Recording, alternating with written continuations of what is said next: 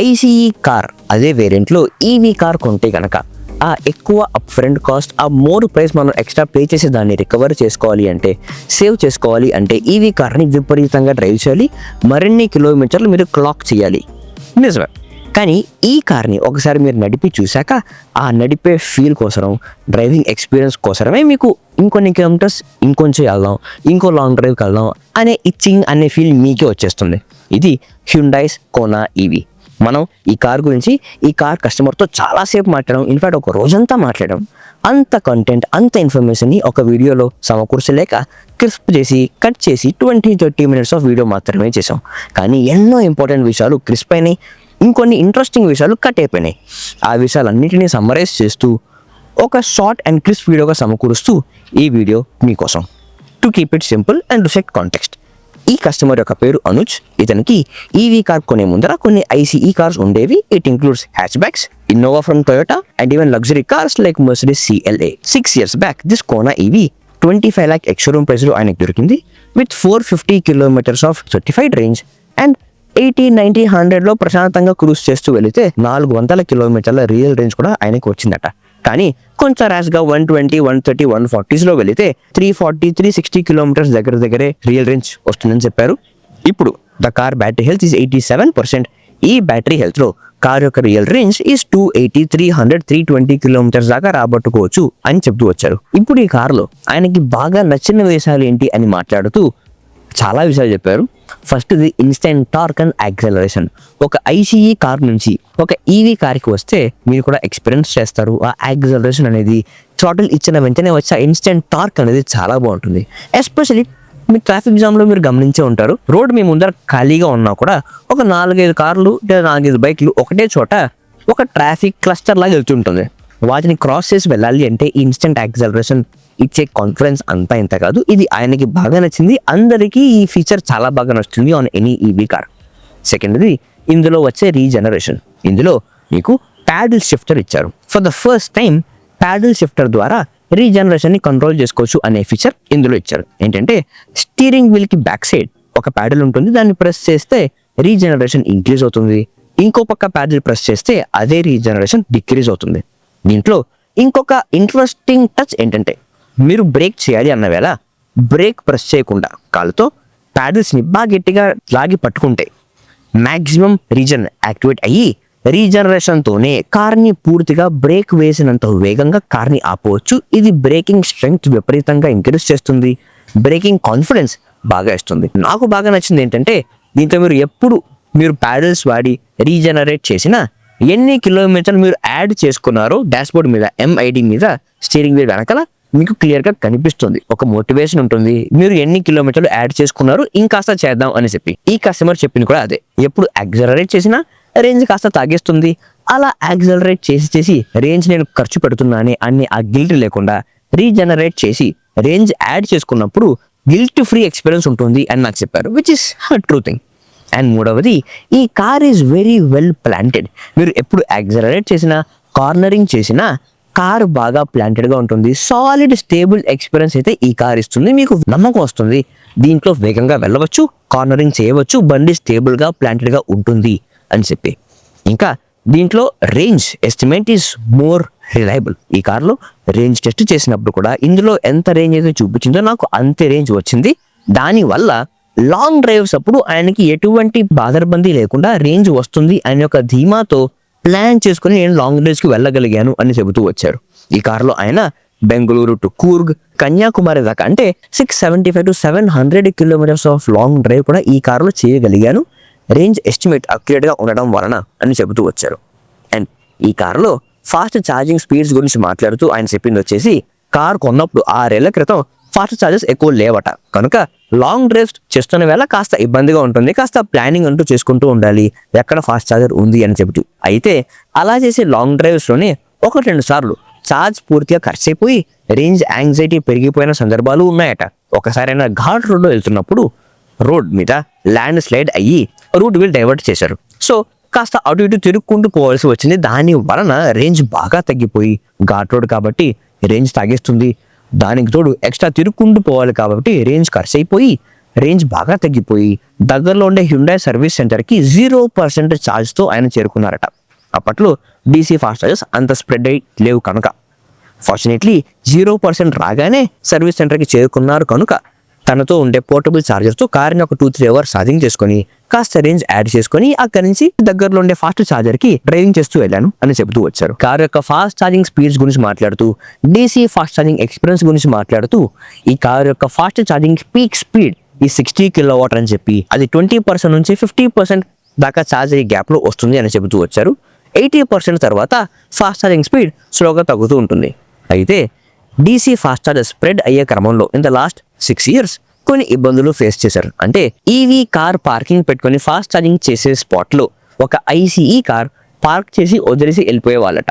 అలాగే ఇంకొందరు 80% అండ్ 90% అయినా కూడా ఫాస్ట్ ఛార్జర్ తీయకుండా పూర్తిగా ఛార్జ్ చేసుకోవాలి అనే ఉద్దేశంతో అక్కడే ఉంచేవారట. And it doesn't really make sense. ఎందుకంటే ఫర్ ఎగ్జాంపుల్ మీకు 20% నుంచి 80% దాకా 30 minutes ఆఫ్ టైం పడుతుంది. రఫ్లీ 180-200 kilometers ఆఫ్ రేంజ్ యాడ్ చేసుకోవచ్చు అనుకున్నాం. కానీ 80% నుంచి 100% దాకా ఆ 20% గురించి మాత్రమే రఫ్లీ 60-70 kilometers యాడ్ చేసుకోవడానికి ఇంకొక అరగంట లేదా 45 minutes ఆఫ్ టైం పడుతుంది. ఎందుకంటే 80% తర్వాత బ్యాటరీ మీద స్ట్రెస్ పడుతుంది.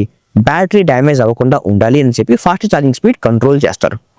కనుక మీరు ప్రాక్టికల్గా చూస్తే 80% దాకా మీరు ఛార్జ్ చేసుకొని ఫర్ 30 minutes అక్కడ నుంచి మీ ప్రయాణం మొదలెట్టి ఇంకొక దగ్గరలో ఉండే డీసీ ఫాస్ట్ ఛార్జర్ దగ్గరికి మీరు డ్రైవింగ్ చేస్తూ వెళుతూ అక్కడ మీరు 20%కి చేరుకున్న తర్వాత అక్కడ ఇంకోసారి మీరు ఫాస్ట్ ఛార్జింగ్ పెడితే ఇంకో 30 minutesలో మరిన్ని 180-200 kilometers ఆఫ్ రేంజ్ యాడ్ చేసుకోవచ్చు. అంటే టైం వేస్ట్ అవ్వదు.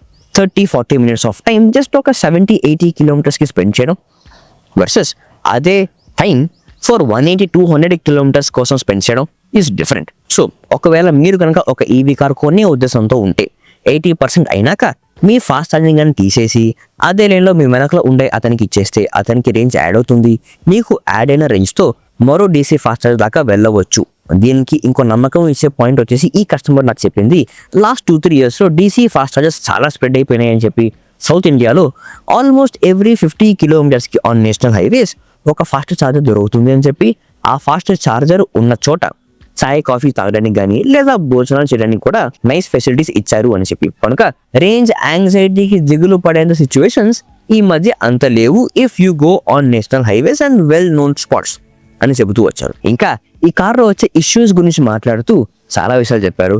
ఫస్ట్ ఇది the cabin space in the rare seat చాలా తక్కువగా ఉంటుందని, 5'6", 5'7" దాకా ఓకే, 5'10" and 5'11" దాకా వెళితే మాత్రం కాస్త ఇబ్బందిగా ఉంటుందని, ఫ్లోర్ బోర్డ్ కాస్త ఎత్తుగా ఉండడం వలన థై సపోర్ట్ ఎక్కువగా ఉండదని, లాంగ్ డ్రైవ్స్కి వెళితే ఇబ్బందిగా టైర్డ్నెస్ ఉంటుంది అని చెప్తూ వచ్చారు. అండ్ ఈ క్యాబిన్లో you have a sunroof also, చిన్నది కాకపోతే దానివల్ల క్యాబిన్ వేడెక్కుతుంది కానీ 6 నెలల్లో దాన్ని ఒక 2-3 సార్లు తెరుచుంటాను అంతే, ఉపయోగం లేదు కానీ క్యాబిన్ని వేడి చేస్తుంది అని చెబుతూ వచ్చారు. ఇంకా రేర్ సీట్కి ఏసీ వెంట్ లేదు, కానీ దీని గురించి ఒక ఇంట్రెస్టింగ్ పాయింట్ ఉంది, ఇంకా సేపట్లో మాట్లాడతా. అంతేకాకుండా ఈ car for the size boot space is decent, 350 liters. కానీ ఈ కార్ కాస్త పెద్దదిగానే ఉంటుంది, కానీ ఆ సైజ్కి ఈ బూట్ స్పేస్ ఈస్ ఓకే అని చెప్పుకోవచ్చు. ఇన్ఫాక్ట్ ఈ కార్ చూస్తే కనుక మీరు i20 లాగానే అనిపిస్తుంది, కానీ ఇది i20 కంటే కాస్త పెద్దది. ఇది ట్రాఫిక్లో మీరు నడుపుతున్నప్పుడు జాగ్రత్తగా మీరు ధ్యాస పెట్టుకోవాలి, ఎందుకంటే పెద్ద కారు కనుక డైమెన్షన్స్ కాస్త ఎక్కువ, అటు ఇటు తిప్పుకుంటూ వెళ్ళిపోవచ్చు అనిపిస్తుంది, కానీ ఆ డైమెన్షన్స్ కాస్త మీరు ధ్యాసలో పెట్టుకోవాలి. అతి ముఖ్యమైనది మాత్రం ఈ కార్ యొక్క టైర్స్, నెక్సన్ టైర్స్. కానీ ఆ టైర్స్కి ట్రాక్షన్ కాస్త తక్కువ ఉంటుందని, ఎప్పుడు ఫుల్ థ్రాటిల్ ఇచ్చినా టైర్ స్లిప్పేజ్ ఉంటుందని చెప్పి, అండ్ ఈ కార్ టైర్స్ కాస్త వీక్గా ఉండడం వలన 2 సార్లు సైడ్ వాల్ పంచర్ అయింది అని చెబుతూ వచ్చారు. అందుకోసం గాను ఆయన నాన్ ఈవీ టైర్స్కి స్విచ్ అయ్యారు టు ఇంక్రీజ్ ద గ్రిప్. కానీ దానివల్ల రఫ్లీ 3% to 5% ఆఫ్ రేంజ్ మీద కాస్త ప్రభావం పడి రేంజ్ కాస్త తక్కువ వస్తుంది అని చెబుతూ వచ్చారు. But it use grip, so range is fine అని చెబుతూ వచ్చారు. కార్ యొక్క సర్వీస్ గురించి మాట్లాడుతూ చాలా బాగుందని, it is stress free experience అని చెబుతూ, ఏ సమస్య వచ్చి ఏ టికెట్ రేస్ చేసినా వెంటనే మీకు సర్వీస్ సెంటర్ నుంచి ఒక కాల్ రావడం కానీ లేదా ఒక ఇంజనీర్ అక్కడ నుంచి ఇంటికి రావడం కానీ ఆ సమస్యని ఫిక్స్ చేసే దిశగా పనిచేస్తారు అని చెప్పి, అండ్ ఎప్పుడన్నా కారు గనక ఒక 2-3 రోజులు సర్వీస్ సెంటర్లో ఉండాలి అంటే కస్టమర్కి ఇబ్బంది కలగకుండా ఒక కార్ ఇచ్చి పంపిస్తారు అని చెబుతూ వచ్చారు, which is a really good thing. ఆయనకి సర్వీస్ దాదాపుగా 3,000 to 4,000 రూపీస్ మాత్రమే అవుతుందట for every year. Cost is okay, negatives okay, service okay, but inside the cabin కొన్ని విషయాలు ఉన్నాయి ఈ కార్ని బాగా స్పెషల్ చేయడానికి. వాటిని లాస్ట్ దాకా నేను సమకూర్చి ఉంచుకున్నా. Special touch. ఈ కార్లో ఇన్సైడ్ ద క్యాబిన్ చాలా మంచి ఎక్స్పీరియన్స్ వస్తుంది. ఇప్పుడు ఈ మధ్య వచ్చే ఈవీ కార్స్ లాగా భారీ స్క్రీన్స్ పెట్టి క్యాబిన్ మొత్తం స్క్రీన్స్, ఏ ఫీచర్ కావాలన్నా ఆ టచ్ స్క్రీన్ డాష్ బోర్డ్లో మీరు అటు ఇటు బాగా వెతుక్కుంటూ చూసుకోవాలి అనే ఇబ్బంది ఉండదు.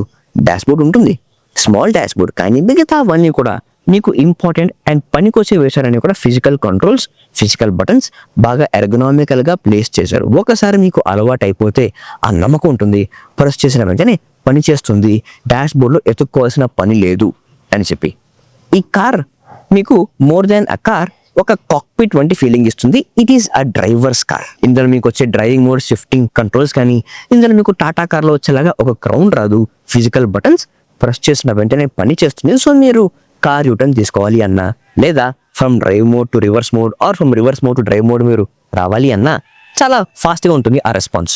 అంతేకాకుండా కార్ ఫ్రంట్ సీట్స్ యొక్క హీటింగ్ అండ్ కూలింగ్ ఫంక్షనాలిటీ కోసం కూడా ఫిజికల్ కంట్రోల్ ఉంది. ప్రతి control is very easily reachable. It makes experience hassle free. ఎటువంటి తలకాయ నొప్పి ఉండదు. Easy to drive and easy to learn. ఇందులో మీకు లాంగ్ డ్రైవ్స్కి వెళ్ళాలి అంటే ఫర్ డ్రైవర్ లంబార్ సపోర్ట్ కూడా ఉంది. అండ్ ఒక ఇంట్రెస్టింగ్ టచ్ వచ్చేసి ఇందులో మీకు డ్రైవర్స్ ఓన్లీ ఏసీ కంట్రోల్ ఉంటుంది. అది ప్రెస్ చేస్తే డ్రైవర్కి మాత్రమే ఏసీ ఆన్ అవుతుంది. దానివల్ల రేంజ్ కాస్త సేవ్ చేసుకోవచ్చు. ఎందుకంటే ఇన్ ఈవీస్ ఏసీ వలన రేంజ్ కాస్త ప్రభావం పడి రేంజ్ తగ్గుతుంది. డ్రైవర్కి మాత్రమే ఏసీ ఉంచుకుంటే మీరు ఒంటరిగా వెళ్తున్న వేళ క్యాబిన్ మొత్తాన్ని కూలింగ్ చేస్తూ రేంజ్ ఖర్చు చేయకుండా రేంజ్ ఆదాయం చేసుకోవచ్చు.